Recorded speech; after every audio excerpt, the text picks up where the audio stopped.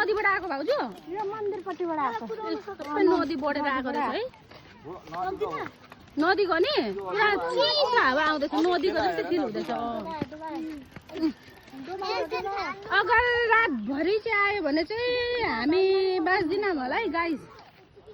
हामी मर्नको कारण हेलिकप्टर पठाइदिनु है गाइस हेलिकप्टर पठाइदिनु हामीलाई मार्छ अब बानपानीले हेलिकप्टर अरे हेलिकप्टर अरे हेलिकप्टर चाहिँ पठाइदिइहाल्नु सबै हेर्ने हेरेर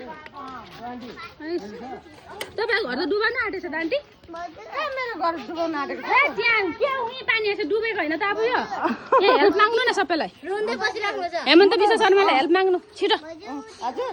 यिनीहरू माग्नु सक्दैन हेमन्त शर्मालाई के भन्नु न के भन्ने हेमन्त शर्मा अब कहाँ छ देख्दैनै उसले भोलि पर्सि सुनिहाल्छ नि देखिहाल्छ नि यो ब्लगदेखि देख्छ नि त हो र लु भन्नु ओ हामी ए उसलाई केही पनि चाहिएन अरे ऊ डुबेर मर्छ अरे तर हेमन्तलाई हेल्प माग्दैन अरे आन्टी हेमन्तलाई हेल्प माग्नु यहाँ आउनु छिटो हेमन्तलाई के भन्नुहुन्छ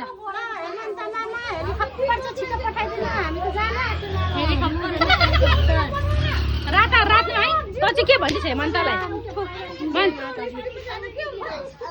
भन्दैन केही पनि भन्दैन ए डराउँछ थुर डराउँछ हेमन्त मामा तपाईँसित बहुत डराउँछ आफ्ना लगत बहुत भय करे ब्लक एउटा बनाऊ न बनाइ त राखेको बोल न त अनि हुन्छ जाऊ न बनाऊ न तिमी हेमन्तलाई झन् के भन्छ कि भनेको त फेरि भन्नु सुन्छ त अनि तिमीहरूले भनेको त सुन्छ त झन् हेमङ्खा मामालाई भनिदिनु हेलिकप्टर पठाइदिनु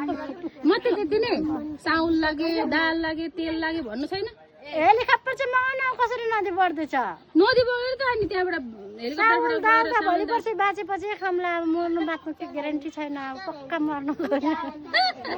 आज रातभरि बाँच्नु सक्छ बाँचेपछि मगाउनुला नि फेरि साँच्ची नै रे नदी यहीँसम्म आइसक्यो घरमै आइपुगिसक्यो